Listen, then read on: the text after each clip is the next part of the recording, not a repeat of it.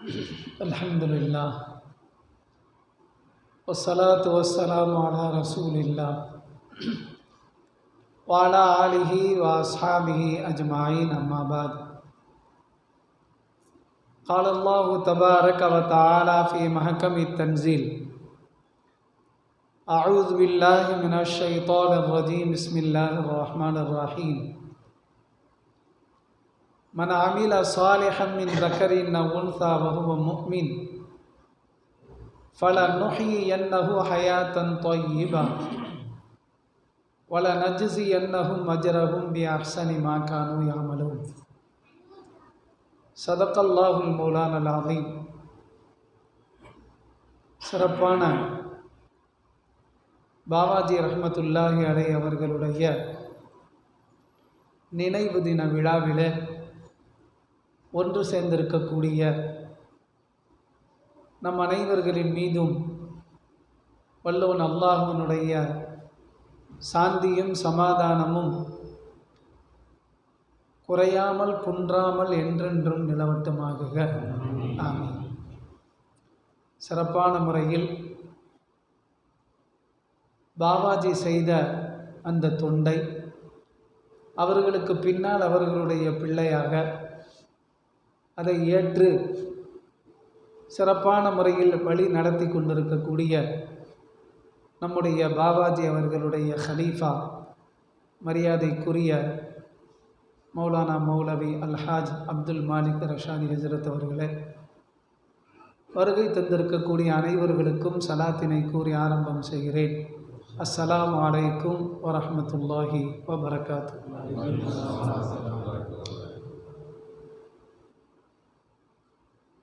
வாசிக்கப்பட்ட ஆயத்தில் அல்லாஹ் சொல்கிறான், மன் அமில சாலிஹம் மின் தக்கரின் அவ் உன்சா, ஆணோ அல்லது பெண்ணோ இவர்களில் சாலிஹான அமல்களை யார் செய்கிறார்களோ ஃபலனுஹியன்னஹு ஹயாத்தன் தய்யிபா, அல்லாஹ் சொல்கிறான், சாலிஹான அமல் செய்யக்கூடியவர்களுக்கு ரெண்டு விதமான பலன் இருக்கிறது என்று சொல்கிறான். ஒன்று இந்த உலகத்திலேயே கிடைத்துவிடும், மற்றொன்று மறுமையிலே கிடைக்கும். இந்த உலகத்திலேயே கிடைக்கக்கூடியது எது? ஃபலனுஹியன்னஹு ஹயாத்தன் தய்யிபா, அவருக்கு மனமான வாழ்க்கையை அவர்களுக்கு நாம் ஹயாத்தாக்கி தருவோம், அவருக்கு வழங்குவோம் என்று சொல்கிறார். வாழ்க்கை நெருக்கடி இல்லாமல் இருக்கும். பிரச்சனைகள் வந்தாலும் அதை பனிபோல் மழை போல் வருவதை பனிபோல் நீக்கக்கூடிய விதத்திலே இருக்கும். இருக்கக்கூடிய வாழக்கூடிய வாழ்வு அல்லாஹ்வுக்கு சுக்குர் செய்து வாழக்கூடிய வாழ்வாக அமையும்.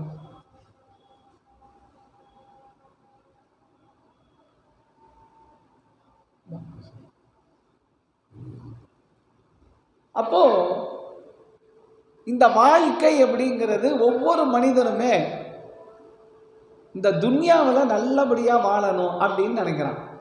யாராவது ஒருத்தராவது ஏழையாக நான் வாழ வேண்டும் அப்படின்னு கையை தூக்குங்க அப்படின்னு சொன்னால், இங்கேயே சொல்கிறேன், யாராவது கையை தூக்குங்க பார்ப்போம், நான் ஏழையாக வாழ விருப்பப்படுகிறேன். யாராவது தூக்குவோமா? தூக்க மாட்டான். ஆனால் ரசூல்லா சொன்னாங்க, நான் ஏழையாகவே வாழ விருப்பப்படுகிறேன். அல்லாஹும்ம அஹ்யினி மிஸ்கீனா வ அமித்னி மிஸ்கீனா வஹ்ஷுர்னி ஃபீ ஸும்ரத்தில் மசாக்கீன். யா அல்லாஹ், என்னை மிஸ்கீனாகவே வாழச் செய், என்னை மிஸ்கீனாகவே மரணிக்கச் செய், நாளைக்கு மிஸ்கீன்களுடைய கூட்டத்திலேயே என்னை எழுப்புன்னு கேட்டாங்க. அப்போ ஏழை அப்படிங்கிறது வாழ்க்கை ஒருவருக்கு செழிப்பாக இல்லை என்ற அர்த்தம் அல்ல. ஏழ்மையாக இருக்கிறது அப்படிங்கிறது ஒரு மனிதனுடைய வாழ்க்கை செழிப்பாக அவனுக்கு இல்லை அப்படின்ற அர்த்தம் அல்ல. மாறாக நிம்மதியான வாழ்க்கை அப்படிங்கிறது எவ்வளவு சிரமங்கள் வந்தாலும் கஷ்டங்கள் வந்தாலும் எல்லா நேரத்திலும் அல்லாஹ்வுடைய ஞாபகம் அதிகமாக வருவது. கொஞ்சம் கஷ்டமாக இருக்கும்போது கொஞ்சமாக நல்லாவ நினைக்கிறது, அதிகமான கஷ்டம் வந்தால் அதிகமாக நினைக்கிறது. இதுதான் ஹயாத்தே தொய்யிபா, மனமான வாழ்வு, சுகமான வாழ்வு அப்படிங்கிறது. கஷ்டம் வந்ததோடு இருக்கக்கூடிய அமல்களை தன்னை விட்டும் கலட்டி விட்டால் நவுதுபில்லா, அதுதான் அந்த வாழ்க்கை தான் நெருக்கடியான வாழ்க்கை. அந்த வாழ்க்கை தான் நெருக்கடியான வாழ்க்கை. எனவே வாழ்க்கை என்பது ஒரு ஏழ்மையாக இருக்கிறார்கள் அப்படின்றதின் காரணத்தினால அவர்களுடைய வாழ்வு சரியாக அமையவில்லை என்ற அர்த்தம் அல்ல.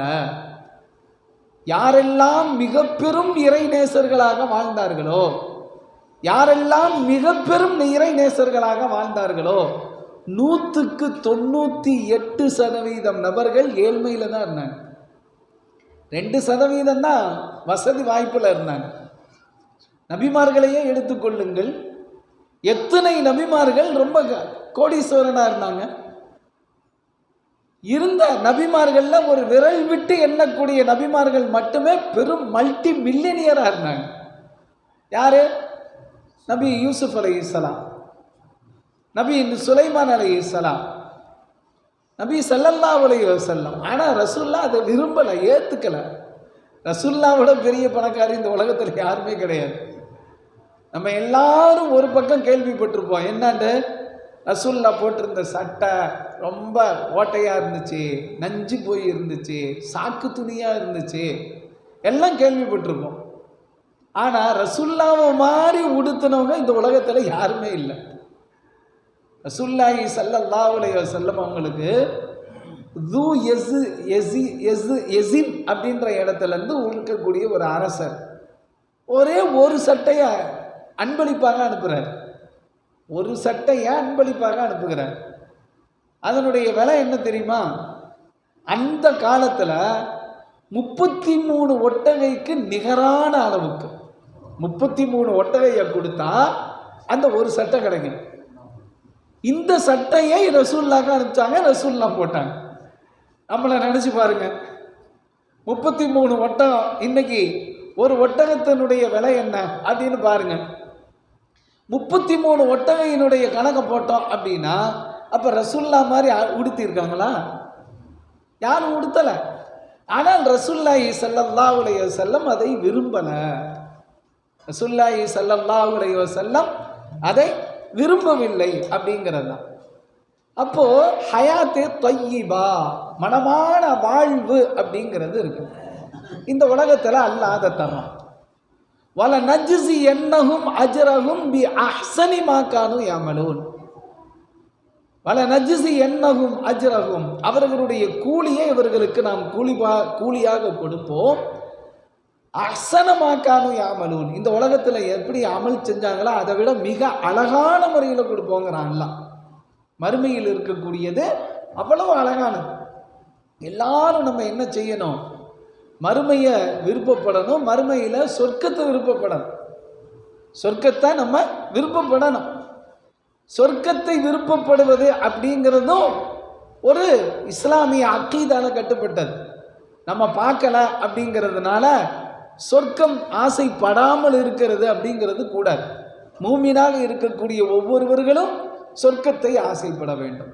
இந்த வார ஜும்மால கூட சொல்லப்பட்ட இந்த பயானில் ஒரே ஒரு இதை சொல்லிட்டு நிறைவு செய்கிறேன். புகுலுல் தானா அப்படின்னு சொல்லக்கூடியவங்க ஹாரூன் ரஷீத் பாதுஷா காலத்தில் வாழ்ந்தவங்க. அவங்க ஒரு மஜ்தூப் அப்படின்னா அவங்களுடைய நிலை என்ன அப்படிங்கிறது தெரியாது. ஆனால் மிகப்பெரிய சூஃபி, மிகப்பெரிய இறைநேசர், அக்காலத்தில் வாழ்ந்த பெரும் பெரும் பெரும் அவுலியாக்கள்லாம் அவங்களும் ஒருத்தவங்க. ஆனால் ரொம்ப பங்கரையாக இருப்பாங்க பார்க்கறதுக்கு. மிகுதமாக நகரத்தில் வாழ மாட்டாங்க, நகரத்தினுடைய ஒதுக்குப்புறத்தில் வாழ்வாங்க.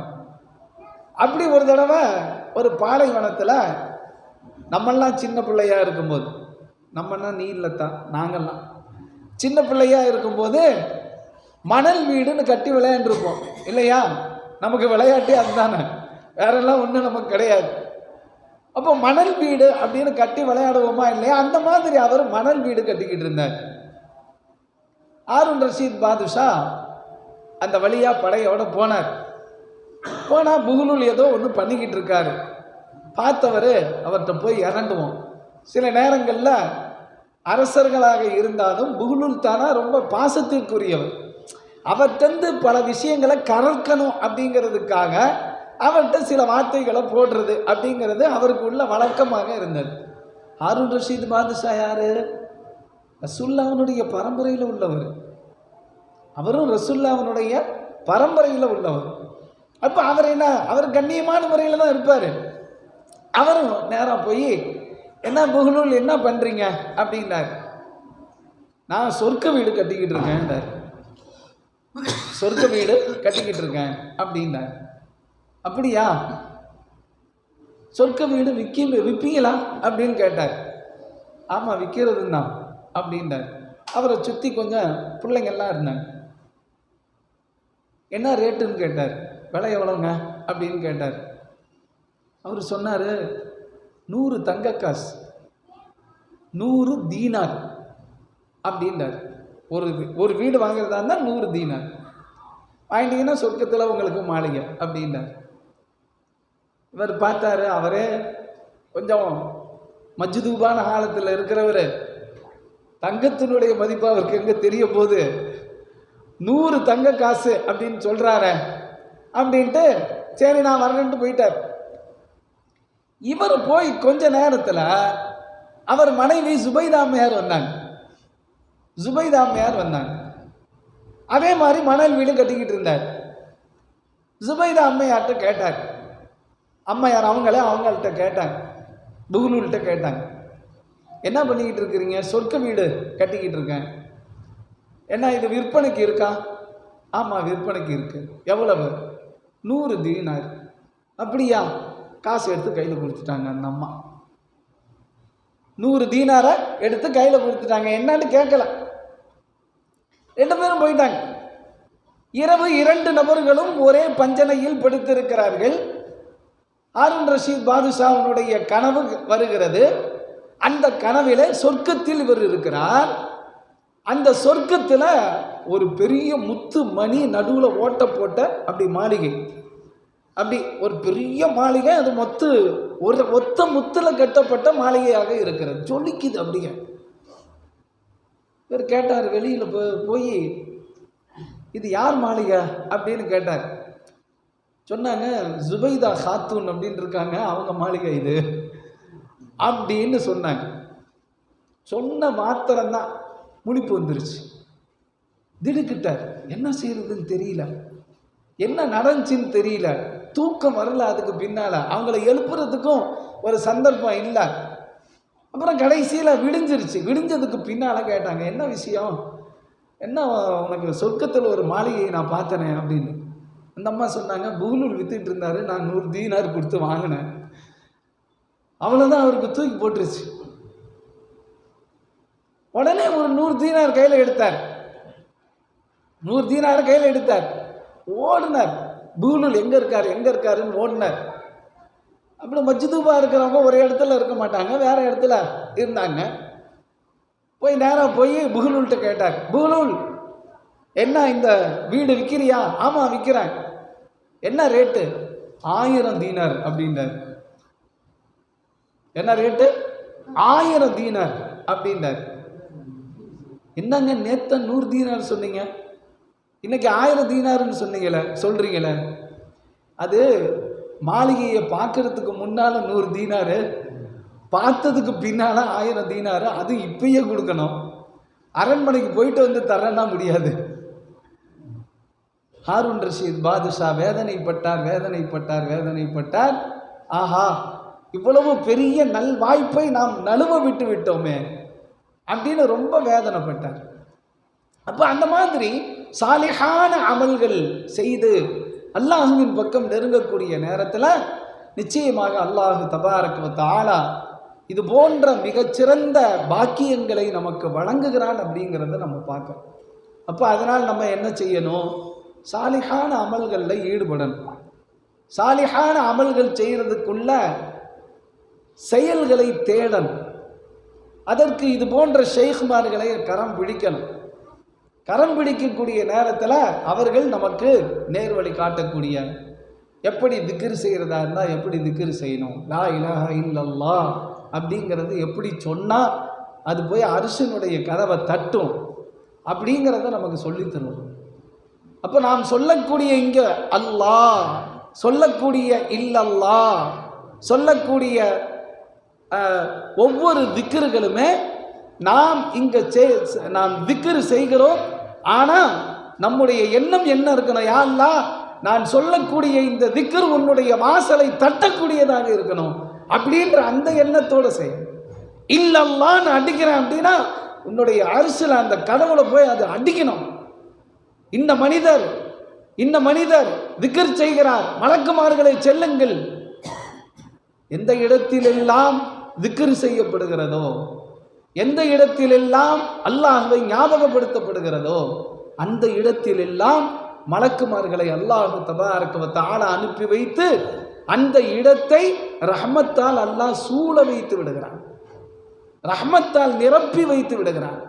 அல்லாஹுடைய பெயர் எந்த இடத்தில் சொல்லப்படுகிறதோ, அல்லாஹுடைய நாமம் எந்த இடத்தில் உச்சரிக்கப்படுகிறதோ, அல்லாஹ்வை எங்கே கண்ணியப்படுத்தப்படுகிறதோ, வல்லமைப்படுத்தப்படுகிறதோ, அப்படிப்பட்ட எல்லா இடத்திலும் அல்லாஹ் தபாரக வ தஆலா தன்னுடைய மலக்குமார்களை அனுப்பி வைத்து இது போன்ற அந்த சிறப்புகளை வழங்குகிறார்.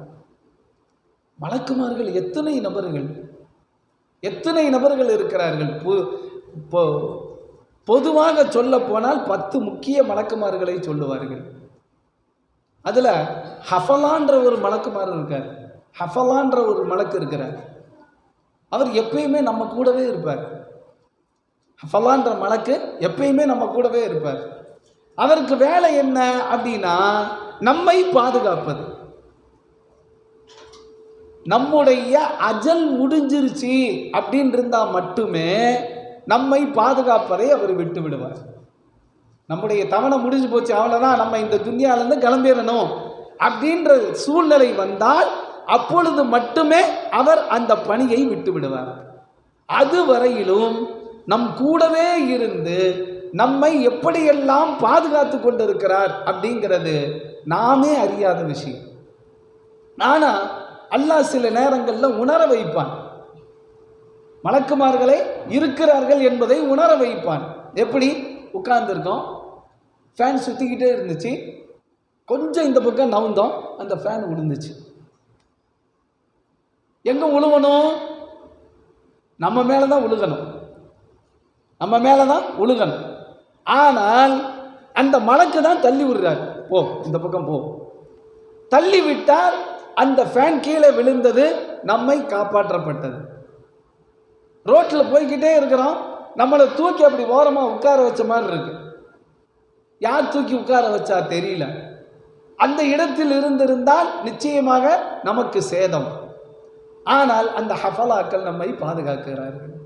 இப்படி அல்லாஹ் தபாரக வ தஆலா மிக அதிகமாக அவனுக்கு உகந்த நல்ல செயல்களை செய்யக்கூடிய நேரத்தில், சாலிஹான அமல்களை செய்யக்கூடிய நேரத்தில் அல்லாஹ் தபாரக வ தஆலா நம்மை பாதுகாத்து கொண்டே இருக்கிறார், நம்மை பாதுகாத்து கொண்டே இருக்கிறார். எனவே சாலிஹான அமல்களின் மூலமாக நாம் அல்லாஹ்வுடைய நெருக்கத்தை அடைய முடியும். சாலிஹான அமல் அப்படின்னா ஏராளமான அமல்களை சொல்லலாம். அல்லாஹ் ஒரு ஆயத்தில் சொல்லுவான், வல் பாக்கியாத்து சாலிஹாத்து ஹைருன் இன்த ரப்பிக. சாலிஹாக எப்பொழுதுமே நிரந்தரமாக இருக்கக்கூடிய அமல் ஹைருன் மிகச்சிறந்தது அப்படின்னு சொல்லுவான். முஃபஸ்ஸிரீன்கள் இந்த ஆயத்துக்கு பாக்கியாத்து சாலிஹாத்துனா என்ன அப்படின்னு கேட்பதற்கு எழுதுவார்கள், சுபஹானல்லாஹ் வல்ஹம்துலில்லாஹ் வலா இலாஹா இல்லல்லாஹ் அல்லாஹு அக்பர். இந்த வார்த்தை தான் பாக்கியாத்து சாலிஹாத் என்று சொல்லுவார்கள். அப்போ அல்லாஹுவை வல்லமைப்படுத்துவது, அல்லாஹுவினுடைய வார்த்தைகளை நாம் உச்சரித்து கொண்டே இருப்பது. சில திக்ர்கள் இருக்கிறது, அந்த திக்ர்கள் செய்யக்கூடிய நேரத்தில் மலக்குமார்களே திகைத்து விடுகிறார்கள். மலக்குமார்களே திகைத்து விடுகிறார்கள். என்ன சொல்றாங்க? இதற்கு நன்மை எவ்வளவு எழுதுவது என்று எங்களுக்கு தெரியலங்கிறாங்க. எவ்வளவு நன்மை எழுதுவது அப்படிங்கிறது எங்களுக்கு தெரியல. அல்லாஹ்ட்ட போய் கேட்குறாங்க, யா அல்லாஹ், உன்னை இவ்வளவு வல்லமைப்படுத்தி இருக்கிறார்கள், உன்னை இவ்வளவு போற்றி புகழ்ந்திருக்கிறார்கள், அவர்களுக்கு என்ன நன்மை எழுதட்டும் அப்படின்னு கேட்குறாங்க.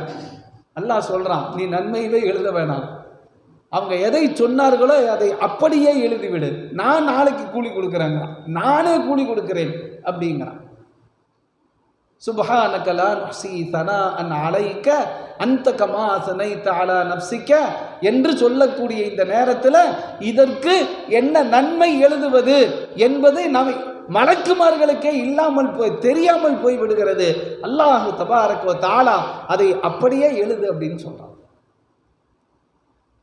ஜுவைரியா ரலியல்லாஹு தஆலா அன்ஹா ரசூலுல்லாஹ் சுபுஹ் புறப்பட்டு போனாங்க.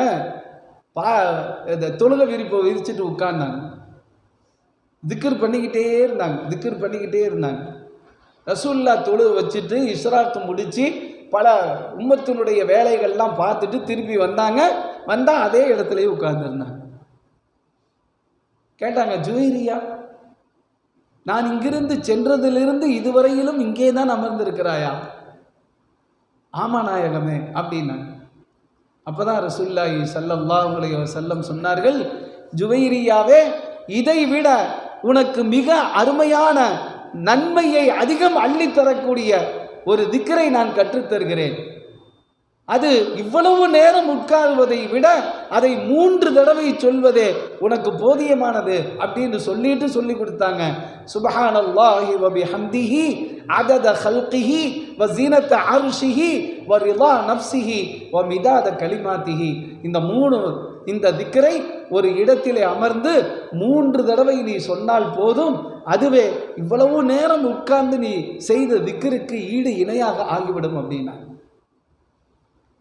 அப்போ சின்ன சின்ன அமல்கள்ல பெரிய பெரிய நன்மைகளை அடைவதற்குள்ள பெரும் வாய்ப்புகளை அல்லாஹ் நமக்கு வச்சிருக்கான். நாம் தேடக்கூடிய நேரத்தில், நாம் இது போன்ற செயல்களிலே ஈடுபடக்கூடிய நேரத்தில், திக்ரை நாம் மிக அதிகமாக செய்யக்கூடிய நேரத்தில் நிச்சயமாக அல்லாஹு தபாரக வ தஆலா சாலிஹான அமல்களின் மூலமாக அவனின் பக்கம் மிக பெரும் நெருக்கத்தை அடையக்கூடிய அந்த சூழ்நிலையை தருகிறான்.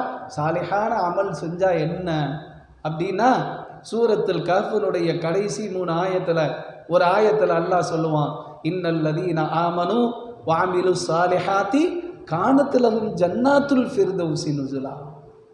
சாலிஹா ஈமான் கொண்டு யார் சாலிஹான அமல்களை செய்கிறார்களோ அவர்களுக்கு ஜன்னாத்துல் ஃபிர்தௌஸ், ஜன்னத்துனா ஒருமை, ஜன்னாத்துனா பன்மை, ஃபிர்தௌஸ் என்ற சொர்க்கங்கள் இருக்கிறது அப்படின்னு சொல்றாங்க. ரசூலுல்லாஹி ஸல்லல்லாஹு அலைஹி வஸல்லம் சொல்லுவார்கள், அல்லாஹ்ட்ட நீங்க சொர்க்கத்தை கேட்குறீங்களா, அல்லாஹ்ட்ட நீங்க சொர்க்கத்தை கேட்கிறீர்களா, ஃபிர்தௌஸை கேளுங்கள் அப்படின்னு சொன்னாங்க. அங்குதான் நபிமார்கள் இருப்பார்கள், அங்குதான் ரசூல்மார்கள் இருப்பார்கள், அங்குதான் பெரும் பெரும் இறைநேசர்கள் இருப்பார்கள். எனவே நீங்கள் கேட்கக்கூடிய நேரத்தில் சொர்க்கத்தை மட்டும் கேட்காதீர்கள்.